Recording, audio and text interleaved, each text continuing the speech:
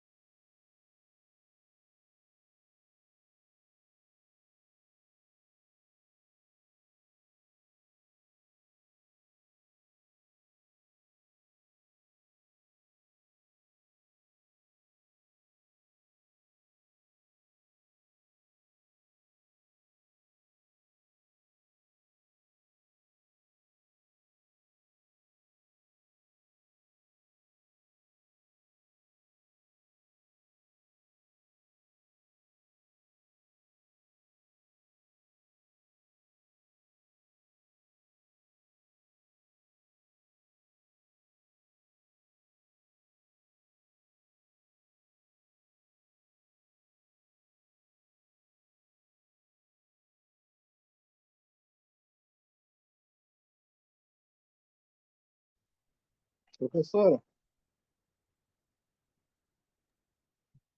Bom, eu acho que vocês devem ter visto, né, esse julgamento aí do caso Jairinho, do menino Henri Borel, né? Nota que a juíza, ela inobserva todos os regramentos contidos, né, no artigo 7º do Estatuto do Advogado que nós lemos na aula passada. E o curioso é que ela diz que ela se sente incomodada, afrontada, amedrontada, mas como? Né? Se estamos no mesmo patamar, se todos nós tratamos, né, os juízes, os magistrados com urbanidade, com decência, com educação, e ela diz assim: só vai falar de pé quem efetivamente estiver com a palavra, mas não é ela que dá a palavra ao advogado, né? O advogado ele tem a liberdade, a autonomia responsável de se expressar e não pode ter a, a sua palavra. Não sei se foi só aqui, mas me parece que só agora que apareceu o áudio. A sua liberdade cassada, né? Então, quando a gente pega o artigo 7º do Estatuto do Advogado e diz assim, ó, que o advogado, no inciso 7º, ele pode permanecer sentado em pé, retirar-se de quaisquer locais indicados. No inciso anterior, independentemente de licença, significa dizer que ele pode ter a liberdade de falar da maneira em que ele achar que é a melhor para que a palavra dele encontre, né, os motivos elevados de ser efetivamente encontrado o direito. Então, a juíza dizer que ela está amedrontada me parece um excesso. E lá embaixo, no artigo 7º, o inciso 10º, diz assim, ó, que o advogado vai usar da palavra pela ordem, lembra? Por isso que o advogado, antes de começar a fala, de pegar o microfone, ele suscitou, ele invocou, né, que ele fosse respeitado, datíssima vênia, pela ordem, excelência, eu preciso falar, eu vou me movimentar nesse momento, né, com expressões de fala para a defesa do meu cliente. Você está vendo como é que isso acontece nos tribunais? Ah, Morgana, mas acontece mais ou menos, né? É meio café com leite, né? Porque, em verdade, parte das informações que estão aqui no artigo 7º, ela chancelou, e outra tanta, né, outras tantas informações ela deixou passar, mas é exatamente isso, né? Se esse advogado que estava de pé com o microfone e os demais em pé, né, se eles não conhecessem o artigo 7º, iria passar direto, iria passar batido. A juíza iria prevalecer da força dela, né, do poderio da toga, essa é a grande verdade, e todos os demais ficariam o quê? Acuados. Então, essa é a razão mais do que completa de você passar a entender, né, que o conjunto de regras deontológicas precisa ser conhecido por você de trás para frente e vice-versa, porque ninguém vai retirar de você a oportunidade de você defender o seu cliente como deve, né? Então, esse é um esforço hermenêutico que a gente faz todo santo dia quando a gente estuda qualquer disciplina na instituição, especialmente ética, para que a gente saiba como é que a gente vai se comportar. E aí, eu coloquei aqui na tela para você justamente essas informações que trazem, né, esse lugar muito guardado para a gente, muito esperado, que é a atuação, né, de uma forma efetivamente destemida. O advogado não pode temer, o advogado não pode se acovardar, não pode se amedrontar. Ele precisa cada vez mais, ao estudar as leis, as normas, contribuir para o aprimoramento das instituições. Mas qual instituição, Morgana? Para essa, né? Instituição que é a OAB, para a instituição que é o Poder de Justiça. Então, todas as vezes em que ele eleva o conhecimento técnico dele, o que que ele está fazendo, gente? Dignificando a profissão. E aí, então, ó, ele age, né, dentro do espaço democrático de direito como um verdadeiro defensor, um defensor da ordem para as pessoas que buscam a sua atuação e o seu munus, né, de conhecimento técnico. E para isso ele precisa, mais uma vez, ó, para que ele possa trabalhar, ele tem que estar permanentemente atualizado. Se ele não souber disso, a reputação pessoal dele profissional, infelizmente, fica nas franjas, né, dessa oportunidade dele conseguir clientes e ele atuar no sistema e na ambiência jurídica. Então, todas essas informações que estão aí na tela, sabe, são verdadeiros aconselhamentos para qualquer tipo de ato ou para qualquer tipo de ação que você tenha no sistema de justiça ou fora dele, né? Então, eu trouxe isso para que você pudesse relembrar. Não só isso, né? Eu estou te mostrando aqui nesse exato momento também outras tantas informações que são necessárias para você poder repensar ideias, né? De pessoas que praticam as verdadeiras iniquidades e daquelas em que a gente ao observar, se afastar cada vez mais delas. Olha esse caso que eu trouxe aqui para você.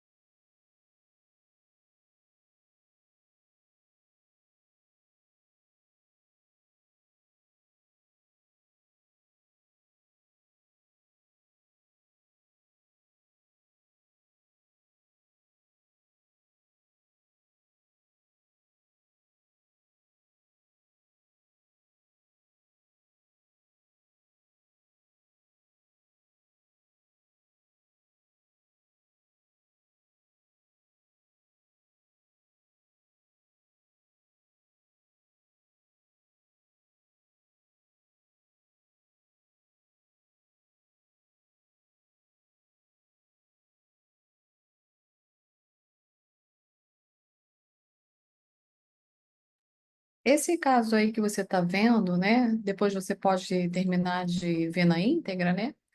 É de uma estudante de direito, então, que ela, aos 22 anos de idade, entendeu que poderia praticar crimes. Ela, aos 22 anos de idade, foi presa pelo crime de estelionato, né? Extremamente gravoso e principalmente contra pessoas extremamente vulneráveis, né? Que são as pessoas de idade avançada, os idosos.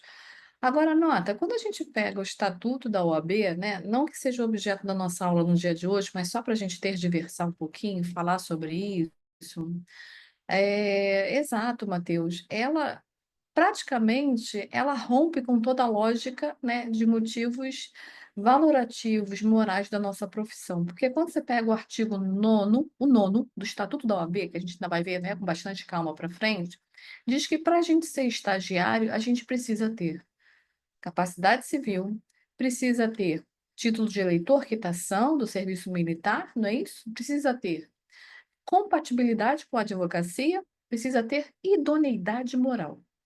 Além disso, precisa prestar compromisso perante o conselho, né? São alguns poucos requisitos em que a gente tem que cumprir como estagiário. Um grande requisito de observação técnica, né, e moralizante é da idoneidade moral. Ela já mostra que não tem. Então, assim, seria o caso dela repensar, ser aconselhada, né, a se retirar dos quadros universitários, especialmente do curso de Direito. Não faz sentido nenhum uma moça como essa, aos 22 anos de idade, começando a sua trajetória no espaço universitário, né, começar a cometer crimes. E, principalmente, crimes diante de pessoas que não têm, né, como se defender, que são as pessoas idosas, porque entre avanços, lembra na aula passada, e retrocessos, a pessoa idosa já está em declínio, né? Já não tem mais, muitas das vezes, gestão dos seus atos de vida civil.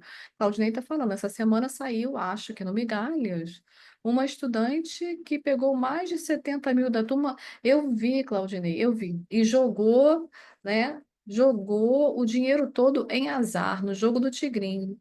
Exatamente. Isso acontece aos montes, né? Também aconteceu não só no direito, mas em São Paulo, acho que uma moça no curso de medicina também, né?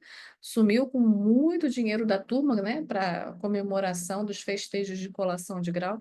Então, assim, a gente fica se perguntando o que que essa pessoa não vai fazer, né, da vida das outras, porque mexer com direito é mexer com vidas humanas, né?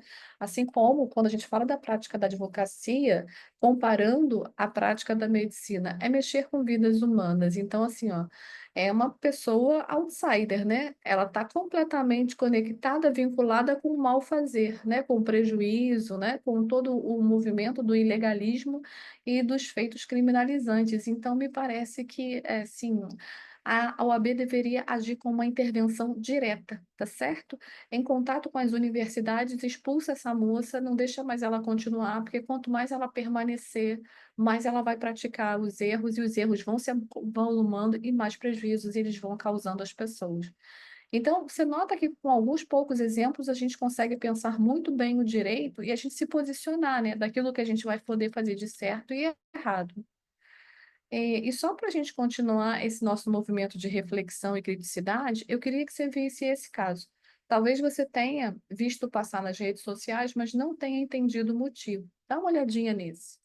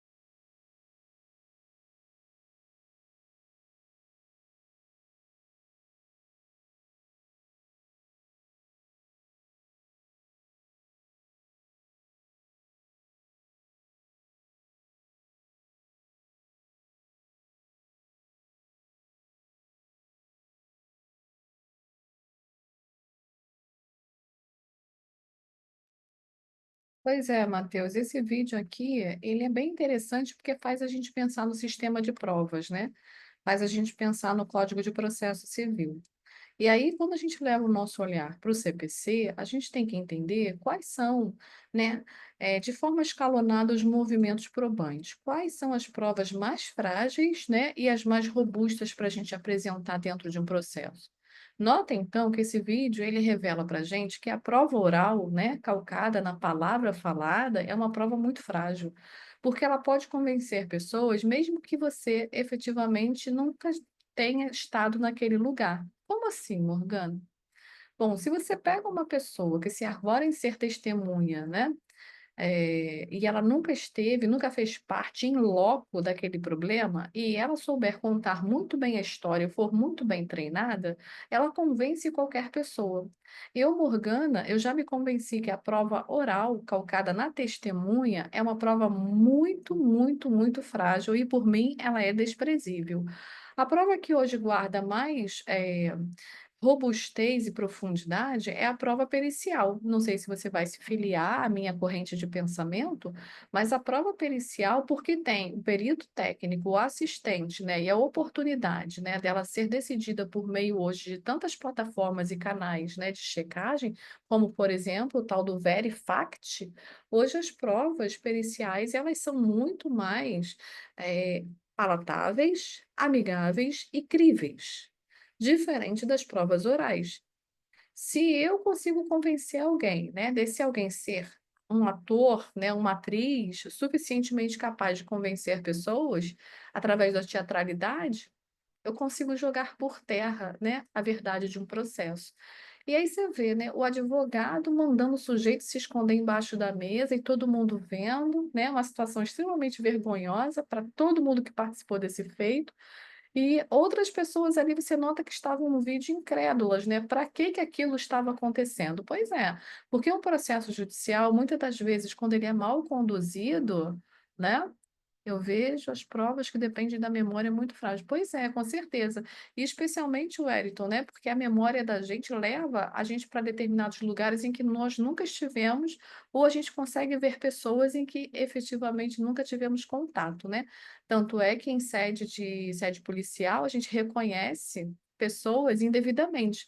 Outro dia, salvo o melhor juízo aqui no Rio de Janeiro, um rapaz que trabalhava no supermercado foi baleado, né, pelas costas por um policial, acho que aposentado, porque a mulher dele intuiu, né, intuiu que o rapaz tinha furtado ela e quando na verdade era um verdadeiro trabalhador. Então, quando a gente está dentro desse lugar, né, dos prejuízos, isso tudo acelera o movimento de descrença do judiciário, descrença do advogado, descrença do estagiário, descrença de quem nós somos, né? E voltamos ao ponto de partida, né? Que é o tal do estigma. Olha o quanto que nós somos estigmatizados por pessoas como esse senhor. Então, isso é seríssimo, né? É seríssimo fazer com que o sistema de justiça se transforme num verdadeiro circo, né? Num achincalhe, isso por conta e ordem de determinados advogados, né, e atores que praticam, né, essas ações que se perpetuam ao longo do tempo. Aí você vai falar assim: "Ah, Morgana, mas isso é pouco, é pouca gente que faz isso". Não é não, anjo, muita gente faz isso todo santo dia, e hoje, graças à internet, né, a gente consegue ver isso de uma forma mais facilitada. Antes ficava escondido, né, porque antes, logo assim que eu me formei, não tinha internet, não tinha essa oportunidade de observação do mundo real ao vivo e em cores, nas redes sociais, então só quem estava dentro da sala de audiência via, né. E aí muitas das vezes o juiz ele nem registrava isso em ata, nem tomava por termo, né, como a gente viu na aula passada no artigo 7º, não reduzia a termo, porque ele achava aquilo tão esdrúxulo, tão bizarro, né, que deixava passar. Hoje a internet não deixa nada passar, né, vem a cultura do cancelamento, então, assim, olha, um advogado como esse deveria ser cancelado, né, ele deveria ser banido não só da OAB, mas cancelado também pela própria comunidade que o cerca, porque cada vez que esse advogado pratica essa iniquidade, ele bate em mim, né.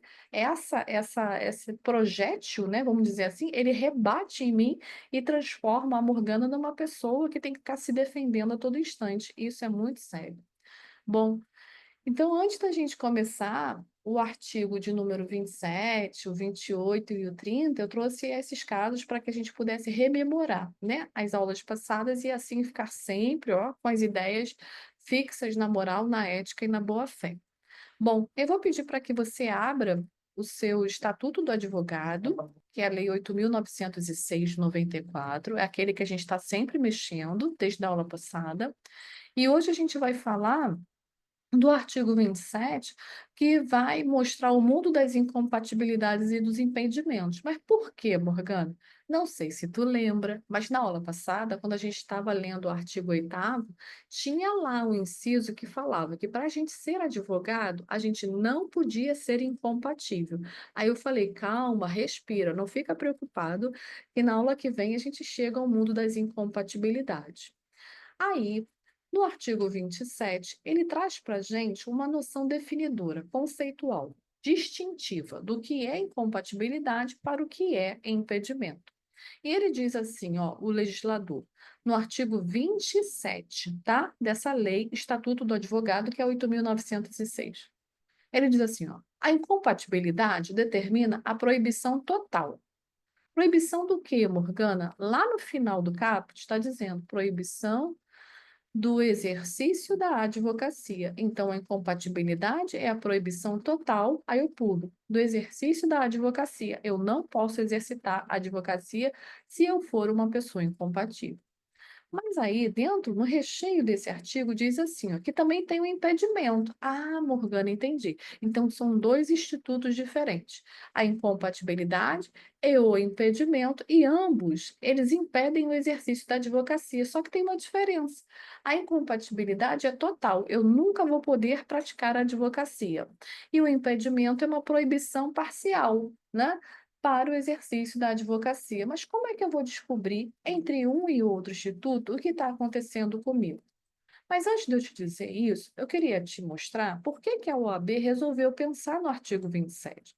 Por que que ela precisou colocar esse artigo com essas informações aí para que a gente pudesse planificar, né, as nossas práticas? Bom, Todas as vezes em que a OAB pensa em regras deontológicas, ela está visando a protetividade dos interesses não só dos advogados, mas também dos clientes, dos jurisdicionados que nos procuram.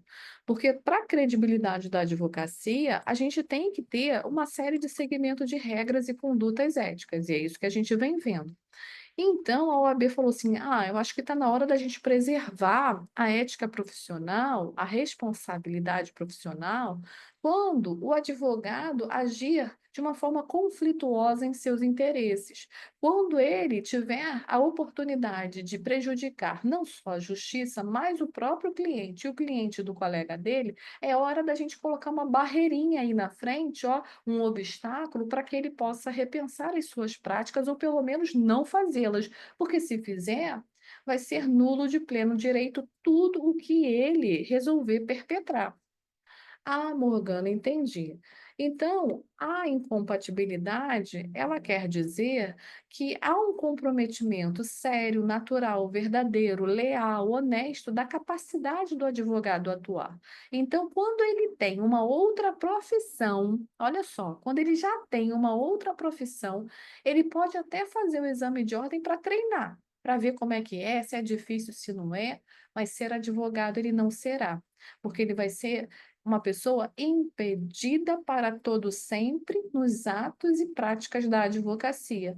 Mas quais seriam, em tese, Morgana, essas profissões em que ele não pode ter concomitantemente com a prática da advocacia? Muito que bem. Daí a gente volta para o artigo 28, que é o artigo seguinte, que diz assim, ó, que a advocacia, ela não guarda simetria, não guarda, ela não é compatível com, por exemplo, a prática, né, dos seus atos e atribuições quando você for membro do Poder Judiciário, quando for membro do MP, quando você trabalhar no Tribunal de Contas, quando você for membro do Juizado Especial Cível, quando você for um juiz de paz, um juiz do direito do trabalho. E aí ele continua, ó, quando você for ocupante de um cargo ou de uma função de direção da administração pública. E aí ele vai mais, ó. Quando você estiver trabalhando numa concessionária, ocupante de um cargo ou função de uma concessionária de serviço público, aí eu não sei como é que é onde você está. Se é Prolago, se é Light, se é Enel, ele está dizendo que não pode. Morgana, mas eu não estou entendendo muito bem por que que essas práticas, né, voltadas ao mundo de fazeres profissionais, eles guardam, né, um prejuízo bastante grande com a advocacia. Bom, deixa eu tentar te explicar o porquê que a OAB teve que pensar nessa coisa do conflito de interesses.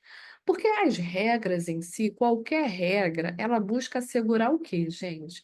Uma atuação protetiva do advogado em relação ao seu cliente. O cliente precisa confiar no advogado e o advogado precisa transformar a sociedade num lugar mais justo, honesto, harmônico e equilibrado.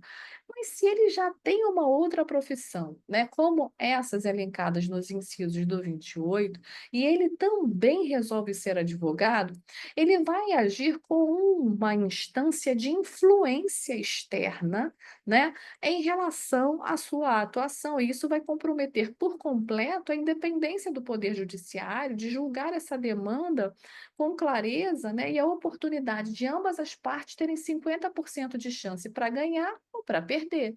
Mas por quê, Morgana? Ó, imagine você que eu seja, né, uma promotora de justiça e que eu, né, na minha consciência, eu pudesse também ter a carteira de advogado.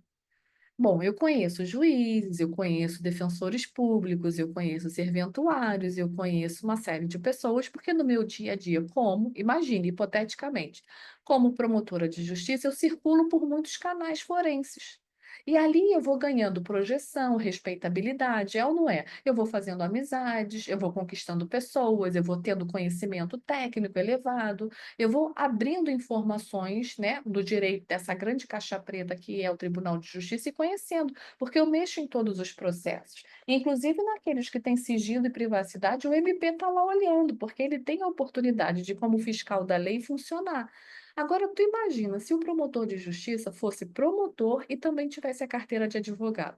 Você não acha que existiria em algum momento, né, uma discrepância, um desnivelamento, um desequilíbrio dentro de um processo judicial?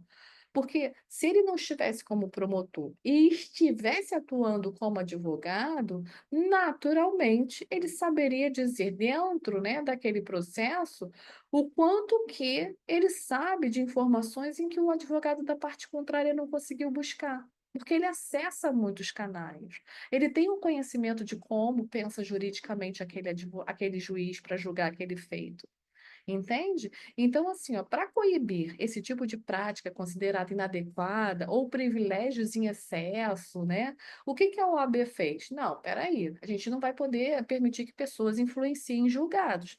Então, essas pessoas que têm um conhecimento técnico elevado, elas não podem prejudicar, né, a prática comum de qualquer outra pessoa no sistema de justiça, seja o ex-adversus, o advogado que está na mesa na parte contrária, seja também a interferência que esse sujeito pode fazer na cabeça do juiz. Então, pelo estatuto, ó, mais uma vez, ele está dizendo assim, ó, é hora de pensar e dizer a essas pessoas que elas não podem atuar concomitantemente. Então, por exemplo, o Ministério Público, o promotor de justiça, é incompatível para ser um advogado. Então, ele não pode se inscrever no quadro de advogados, Morgana, mas se ele resolver largar o MP, ele dar baixa, ele se aposentar no MP, beleza, aí é diferente, né? Ele se aposentou, ele não quer mais ser promotor de justiça, ele não quer ser mais juiz, ele não quer ser mais delegado, ele não quer ser mais, por exemplo, policial. Ok, ele precisa dar baixa, comprovar, comprovadamente, ele dizendo que saiu dessa vida, né, da incompatibilidade do artigo 28, aí sim, ele vai lá na OAB, bate na porta da OAB e diz assim: olha, eu quero mostrar que eu cumpro todos os requisitos do artigo 8º. E a OAB vai lá estudar, vai lá verificar todos os documentos juntados. Se ele realmente comprovar, ele pode ser um advogado, porque ele desistiu da sua carreira anterior. Aí, eu queria que tu pensasse uma coisa comigo. Um aluno me perguntou assim, Morgana, mas imagina você se você já for advogada. E aí, você entra, né, para uma dessas profissões. O que que acontece? Aí eu disse, eu posso te dizer isso de carteirinha, porque isso já aconteceu comigo. Eu, Morgana, já era advogada, né? Quando eu recebi uma proposta para ser assessora jurídica da Secretaria de Segurança Pública do Estado do Rio de Janeiro. Eu assessorei à época o professor Beltrame, não sei se você lembra, quando ele foi o nosso secretário de Justiça aqui no Rio de Janeiro. Bom, não só eu como assessora, mas existiam outros assessores também jurídicos. E aí o doutor Beltrame falou, Morgana, dá uma olhada no artigo 28 do Estatuto, porque eu acho que você passa a ser incompatível. Porque você não vai poder ostentar sua carteira de advogada e tendo conhecimento técnico, sigiloso, privado, de ações táticas, né, de compra de armamento, compra de elementos balísticos aqui para dentro do estado do Rio de Janeiro. Isso significa dizer que as informações que você tem são informações privilegiadas que podem gerar conflito de interesses, caso um dia você queira, né, ainda na constância de assessora jurídica, técnica aqui da Secretaria de Segurança, propor uma ação contra a administração pública. Aí eu falei, tá bom, doutor, vou fazer o seguinte, eu vou até a OAB, eu levo meu termo de nomeação e posse, faço um requerimento simplificado e peço o meu afastamento temporário, porque o meu cargo era comissionado. Então, eu já era advogada com a minha carteira, né, regular e vigente, tomo posse num cargo comissionado e me afasto. E me afastando, a OAB toma conhecimento e ela diz assim o seguinte, Morgana, enquanto durar o seu cargo comissionado, você fica licenciada. A gente não apaga a sua OAB, não cancela o número da sua OAB, mas você não pode atuar. Aí o menino me perguntou assim, Morgana, mas se você não tivesse feito isso, se você tivesse ficado calada, alguém ia ficar sabendo? Bom, eu vou te dizer uma coisa muito séria agora. A primeira pessoa que iria ficar sabendo seria eu mesma. E eu não sou uma pessoa chamada homem médio, eu não sou uma portadora de boa-fé, de qualidades técnicas elevadas que vão honrar a minha profissão, a nobreza e reificar quem eu sou e também todos os outros advogados. Então, eu era a primeira pessoa que já saberia disso e de antemão, porque eu sou uma pessoa, né, de extremada boa-fé, eu teria que tomar todas as atitudes necessárias. E fui lá e eu, na OAB, comuniquei. Tá, Morgana, mas era um cargo temporário. Sim, quantos anos você ficou? Eu fiquei 4 anos como assessora jurídica, né, da Secretaria de Segurança até que saí. Quando eu saí, eu fui na OAB com um termo de exoneração e mostrei para a OAB, olha, não sou mais assessora jurídica, eu quero reativar minha OAB. E aí eu reativei minha OAB e pude voltar a trabalhar como advogada. Então, todas as vezes em que a gente está nesse lugar, a gente está no lugar de comunicação direta, objetiva, clara, transparente, né, de uma verdade considerada eficiente, para que todos possam nos conhecer. Esse é o papel do advogado. Então, quando o artigo 28 diz você não pode fazer nada, né, concomitantemente com outra profissão, é porque se você fizer, vai gerar nulidade. Agora, tu imagina, se a Morgana, na época, tivesse ficado quieta e continuado a atuar em todos os processos em que ela estava inscrita, né, como advogada, ia gerar nulidade de grande monta em efeito dominó em todos os processos. Porque se um advogado descobrisse que eu estava atuando, né, ao mesmo tempo como assessora, né, incompatível para a prática da advocacia, eu iria causar uma perturbação, inclusive para o meu cliente e para todo o sistema de justiça. Então, aí o que que eu fiz? Eu me licenciei, mostrei que era incompatível temporariamente para o cargo da advocacia, né, solicitei a minha saída do processo, todos os outros advogados do escritório permaneceram, o meu cliente continua sendo defendido como já estava sendo, só a figura da Morgana é que saiu, né?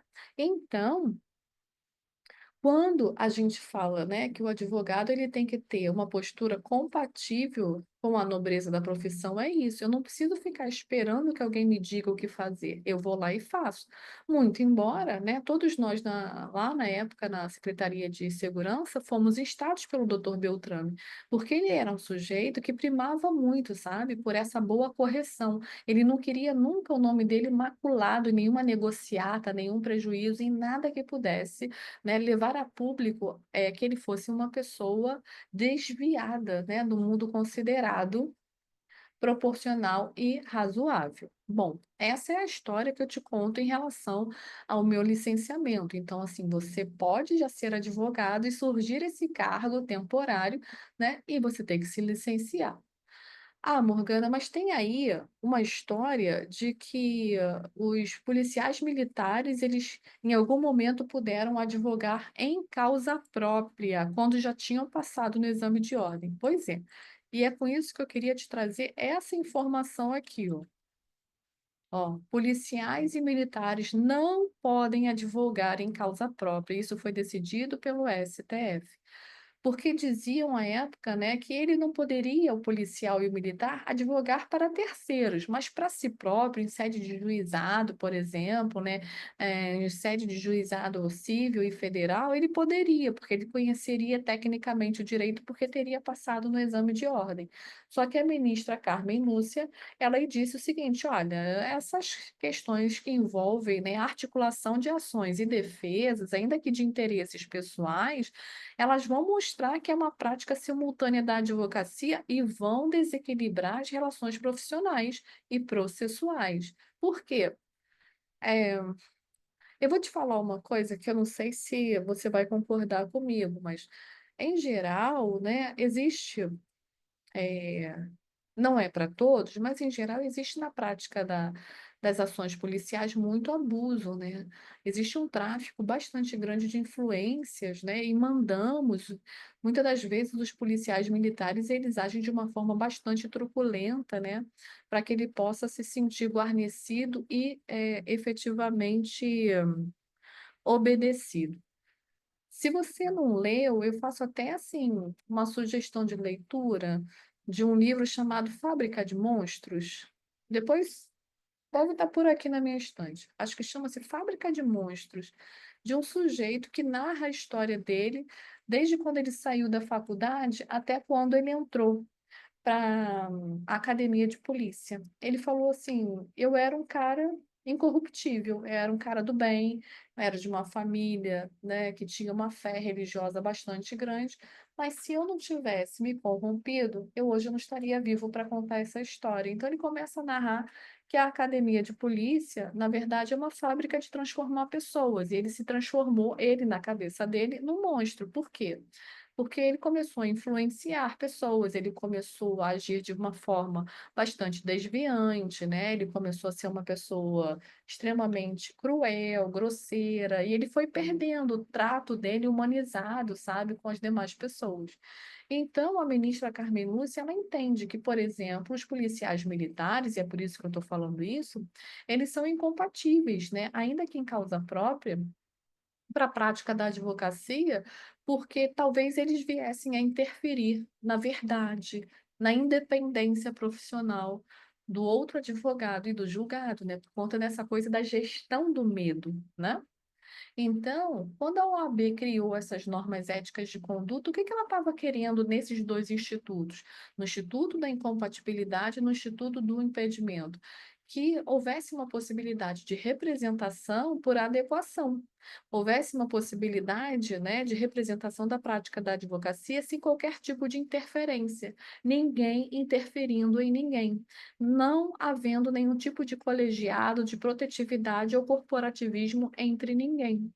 Então, mais à frente aqui, olha, no artigo de número 28, ele diz, ó, que não só os policiais militares na ativa, mas também, assim, ó, pessoas que ocupam cargos ou funções vinculadas à questão de impostos, lançamentos, fiscalização de tributos, contribuições para fiscais. Mas por que, Morgana? Porque você tem acesso técnico, você tem login e senha que abre essas informações e toma conhecimento prévio antes de qualquer pessoa, né? E ele está dizendo, ó, que você também, que é ocupante de algum cargo de função, de gerência, de direção de uma instituição financeira, inclusive essas instituições privadas, você também não pode advogar, né? Morgana, mas pode fazer para treinar? Pode, mais uma vez, você pode fazer o exame de ordem para treinar, fica licenciado. Enquanto você não der baixa, enquanto você não se aposentar, você não pode advogar. Tem um livro de um carinha chamado,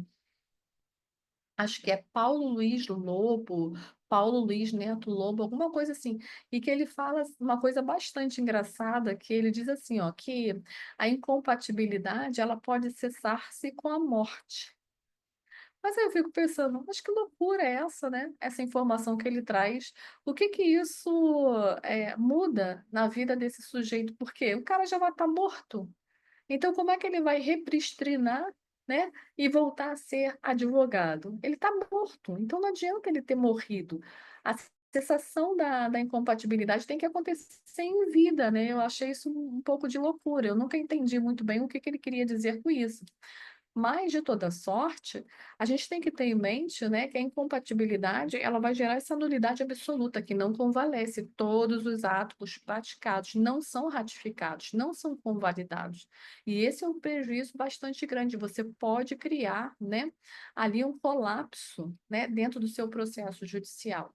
E aí, então, a OAB não só criou a incompatibilidade como um lugar de observação, como um instituto de observação, mas também criou aqui, ó, pelo artigo de número 30, se você observar, o impedimento. E o impedimento, ele acontece em três grandes casos, né, se você observar.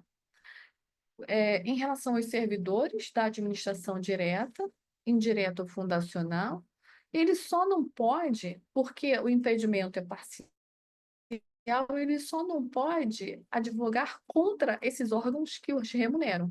Então, assim, ele está dizendo, você tem uma limitação, você tem uma restrição, né? Então, não vai gerar nulidade. Talvez uma anulabilidade. É diferente, mas depende dos olhos de quem quer ver e do prejuízo que você causa.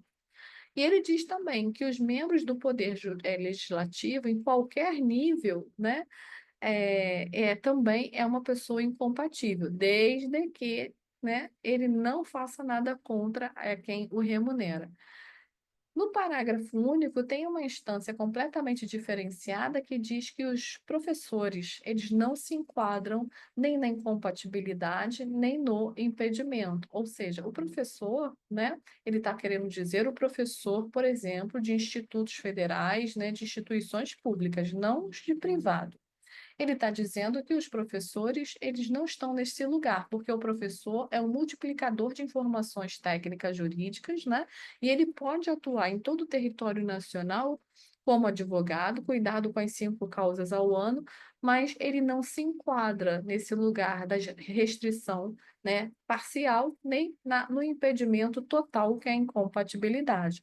Então, você nota, né, que a OAB, ela precisou chegar dentro deste lugar para mostrar assim, ó, que se você estiver como bacharel em direito, né, e que estiver pensando numa carreira promissora, num processo seletivo, num concurso público promissor, né, elevado, como magistratura, promotoria de justiça, você tem que pensar 2 vezes, porque em algum momento de bacharel você não vai advogado. Aí você vai me perguntar, Morgana, qual a diferença, né, de ser bacharel e de ser advogado? Bom, bacharel é o cara que tem conhecimento do direito, ele tem um conhecimento técnico-científico, mas ele não atua.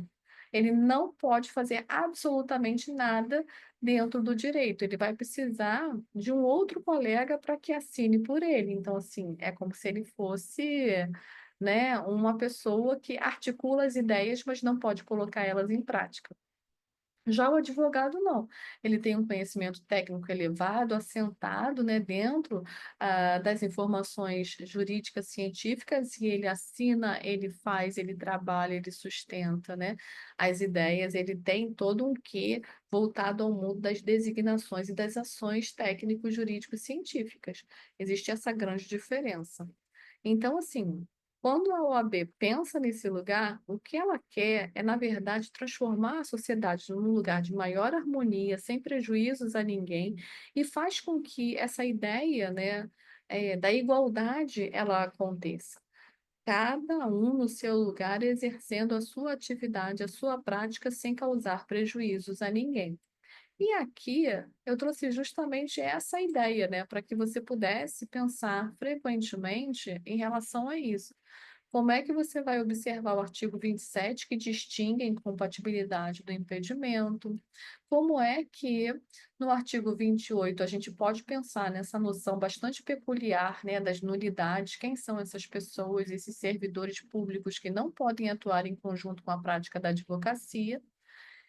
E só para você ter como um lembrete, né, que às vezes cai no exame de ordem, o que que acontece com o número da OAB da gente?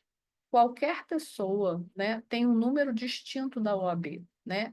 É como se fosse um número de CPF. Ninguém tem o mesmo número, né? E aí, se a tua incompatibilidade é permanente, né? Por exemplo, você já é advogado e passa para a prova da magistratura, você tem o seu número de OAB cancelado. Mas se é um cargo temporário, né, que guarda uma fração de tempo, né, para você iniciar e finalizar em algum momento, você é suspenso, o seu número é retomado. Eles te devolvem o número da sua AB quando você deixa de praticar aquele ato dentro daquela profissão. Foi o que aconteceu comigo. Né? Eu fui licenciada, como o cargo era temporário, um cargo comissionado, o número da minha OAB foi devolvido quando eu dei baixa, demonstrando a exoneração. Ah, Morgana, o que que isso importa? Isso importa muito, porque assim, o número da sua OAB mostra, para quem conhece, né, ah, o quanto que você já tem de passagem de tempo na prática da advocacia. Quanto maior é o número, veja bem, quanto maior é o número, mais novo é o advogado, né? Quanto menor é, mais tempo de trânsito, né? Mais tempo de passagem no sistema forense ele tem. Quanto menor é. Então, os juízes precisam fazer a prova da ordem novamente. Eu não sei se vocês vão lembrar, mas teve uma controvérsia muito grande na época em que aquele juiz foi a ministro no governo Bolsonaro, sabe? aquele que falava conge. Qual o nome dele? Lembra desse caso, daquele ministro, daquele juiz que foi a ministro, e ele falava umas palavras meio trocadas assim? Lembra dele? Moro, isso, juiz da Conja, pois é. Então, na época que ele deixou de ser juiz, ele foi bater as portas da OAB. Ele falou assim: "Ah, eu quero a minha carteira da OAB". E aí olharam para ele e disseram assim: "Ué, mas vem cá, você cumpre os requisitos do artigo 8º? Um dos requisitos do artigo 8º é que você tenha feito o exame de ordem e tenha sido aprovado, né?" E aí, então, começaram a perguntar a ele: "Vem cá, você fez o exame de ordem? Fez ou não fez?" Bom, eu vou te ser muito franca, muito sincera. Eu não sei se ele fez o exame de ordem à época, né? Para que a OAB dele fosse retomada. Eu não sei. Então, assim, se vamos supor, né? Vamos partir do pressuposto, Wellington, que ele tenha feito na época o exame de ordem, né? Vamos partir desse pressuposto. O número dele, quando ele se transformou em juiz, né, foi cancelado. E quando ele deixou o cargo de juiz, né, um novo número seria concedido. Agora, se ele fez ou não fez a prova, eu não tenho como saber, entendeu? Isso aí eu não consigo te responder. Mas o certo é o perdimento do número da OAB, já que o cargo dele guardava uma perenidade, né? E quando ele deixou de lado, ele volta com um número novo. E é isso que eu estou falando. Existe assim um certo preciosismo, sabe, de quem tem uma OAB bem antiga querer permanecer com o número antigo porque mostra que ela tem mais conhecimento técnico elevado. E um número grande de OAB é uma pessoa recém-formada, né? Porque conforme vai se passando o tempo, né, de pessoa em pessoa, vai ter que ir acrescendo, porque é o que eu te falei, são mais de 300 mil advogados só no Rio de Janeiro, então não tem como os números não serem acrescentados de mais dígitos, né? O que eu queria trazer para você no dia de hoje era justamente esse lugar extremamente centrado e bem pensado pela OAB, que é o sistema da segurança das relações, da segurança e protetividade não só do advogado, mas também de todas as partes, sabe, que estão atuando ali dentro daquele espaço jurisdicional para que a sociedade seja melhorada. Então, a OAB pensou, não, eu não vou deixar com que tráfego de influências aconteça, eu não vou deixar com que nenhum prejuízo seja causado a ninguém em relação a intervenções ou conflitos de interesses que possam acontecer. O que a gente quer é um lugar justo, é um lugar que seja equânime, um lugar verdadeiro, de boa fé. Por isso que esses dois institutos foram criados. É, Acho que são dois institutos bastante justos, adequados para a sociedade que a gente vive, né? Se o número de registro contivesse letras, traria isonomia. Como assim? Explica isso melhor, Sônia, eu não entendi.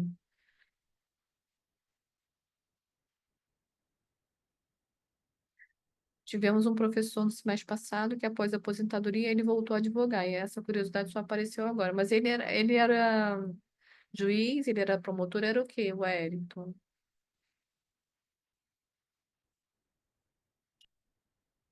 Era juiz, tá, entendi. Assim, muitos juízes passaram a dar baixa, né, no cargo, a se aposentar, né? Até porque dizem, né, que a atividade da magistratura é extremamente desgastante, exauriente, né? É muito pesada, é cansativa. Muitos juízes estão indo a youtuber porque ganham muito mais, né? A gente tem exemplos bastante práticos e vocês que fazem cursinho preparatório veem na prática, né? Muitos juízes sendo coach, mentores e deixando a toga de lado. E aí tantos outros vão buscar a OAB. Não sei se foi com a mesma OAB ou teve que fazer. Então, Claudinei, a gente só fica sabendo, né, quando a pessoa própria verbaliza, né? Isso a gente não tem como buscar essa informação de outra via, a menos que a gente faça um ofício para a OAB perguntando, mas aí é bisbilhotice demais, né? Mas eu fiquei interessada em entender essa coisa do Sony, se o número de registro registro da OAB contivesse letras, se traria isonomia, porque viraria quase uma placa de veículo, né, se o número da OAB tivesse letras. Você fala o quê? Letra dos nomes? Você fala para poder particularizar, para a gente ter a certeza de que aquele número pertence àquela pessoa, como se fosse uma placa de carro, por exemplo, mal comparando? Ah, entendi. Como se fosse um grande separador, né, dos advogados mais antigos dos mais novos. Mas mas a gente já consegue saber pela quantidade de dígitos, sabe? Pela quantidade de dígitos, para a gente que mexe frequentemente com essa coisa, né, da OAB, a gente sabe se um advogado é novo ou é antigo na profissão. Não falo de idade, né? Não falo de idade. Estou falando de profissão. Mas essa história da OAB eu achei bastante interessante, sabe? Dela centralizar nesses dois institutos essa possibilidade dela nos observar, porque é uma forma de observação que a OAB faz em relação a gente. Porque ela não permite que a gente prejudique a clientela de ninguém e que a gente atue com igualdade de condições em relação a qualquer outro profissional, porque quanto mais informações a gente tem, gente, informação é poder, né? Quanto mais informações a gente tem em relação a um determinado feito, uma determinada questão qualquer que seja tratada dentro de um processo judicial, mais a gente tem chances, né, de avocar para a gente uma defesa promissora ou uma arguição de um prejuízo, de uma violação promissora, em decorrência dos demais, né, que estão no feito. E aí, então, a OAB está dizendo assim, poxa, mas a gente trabalha tanto com essa coisa, né, da protetividade, de que todo mundo, né, seja igual, né, tenha a chamada isonomia, tenha a chamada relatividade processual, e se a gente não fizer isso, vai virar uma loucura, né? Juiz tendo carteira de advogado, promotor, defensor público tendo carteira de advogado. Agora, uma coisa que eu preciso contar para vocês é o seguinte: é, antes da Constituição de 88, a gente não tinha no Brasil a figura do defensor público, tá? Não existia. Só existia a figura do advogado mesmo. E por isso fomos até sedimentados dentro da Constituição Federal, né, como as pessoas a serem privilegiadas, né, nesse lugar das defesas, né? Então, a defensora pública que eu trabalhei com ela na minha época de estagiária, note só que coisa interessante. Ela fez um processo seletivo simplificado, né, antes de 88, para ela trabalhar para o Estado, porque existiam poucos advogados na defesa dos pobres, né? Os advogados que existiam, a sua grande massa de advogados só trabalhava para pessoas que pagavam, né? As pessoas mais abastadas e enriquecidas. Então, os pobres ficavam à deriva. Então, o que que aconteceu? A defensora pública com quem eu trabalhei, ela fez esse processo simplificado, ela foi aprovada, ela conservou a carteira dela de advogada e de defensora pública. E aí veio a Constituição de 88 e abraçou ela. E falou o seguinte, ó, você quer permanecer como defensora pública? Eu vou te encampar então como funcionária pública de carreira. Na verdade, ela não fez um concurso público, ela fez um processo seletivo simplificado, mas isso foi antes de 88, né? Hoje ela já é uma senhorinha de idade, ela nem trabalha mais como defensora pública, etc e tal, mas você vê, né? O quanto que essa história, né, da gente ser requisitado para defender pessoas é importante, porque em algum momento não existia nada, era que nem minha avó falava, né? Quando eu cheguei aqui, tudo era mato, não tinha nada. Então, assim, ó, antes de 88, as pessoas ficavam à deriva, especialmente as pessoas à beira da miserabilidade, né? Das falsas promessas constitucionais, elas ficavam à deriva, né? De um processo justo, eficiente, adequado. Precisou-se fazer um processo seletivo para contratar pessoas para trabalhar para os pobres, que foram os defensores públicos. E aí, com a virada da Constituição, ela foi absorvida como uma funcionária de carreira. E aí, logo após, né, ela deu baixa na OAB dela. Ela mesma resolveu dar baixa na OAB dela, deixando de ser advogada. Mas ela, na época, também aquele defensor público, não sei se tu vai lembrar que você é muito novo, né? Mas aquele defensor público que defendeu o Guilherme de Pádua. Foi o primeiro defensor público que atuou no processo do Guilherme de Pádua, acho que é Paulo Ramalho. Ele é um dos defensores públicos aqui no Rio de Janeiro, não mais, né, porque ele já se afastou, já se aposentou, que também conservava, por conta dessa história constitucional antes de 88, as funções de defensor público e advogado.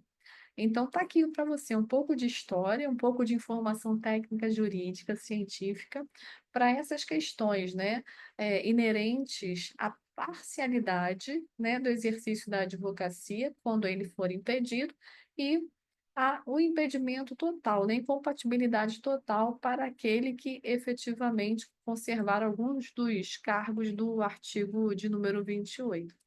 Mas vale uma leitura, né? Vale a pena você pegar um livro qualquer de cabeceira que fale sobre ética, né? Para você entender um pouquinho mais melhor. Bom, na semana pós-carnaval, a gente já se vê com uma outra temática, né? Eu espero que você possa curtir as suas férias, descansando um pouquinho, volta renovado, né? Não cometa excessos. Tá certo? Volte são e salvo para mim, porque a gente ainda tem muita matéria para a gente poder dialogar. Tá certo, Janara? Um beijo, fica em paz, fica com Deus e a gente encerra o nosso encontro de hoje por aqui. Obrigada, viu, gente? Muito obrigada pela sua presença.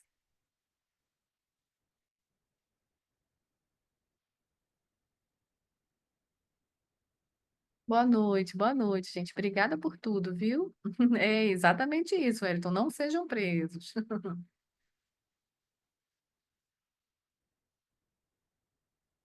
Obrigada, Noélia. Obrigada. Curta seu carnaval, viu? Descanse, descanse em paz com sua família. Curta bastante.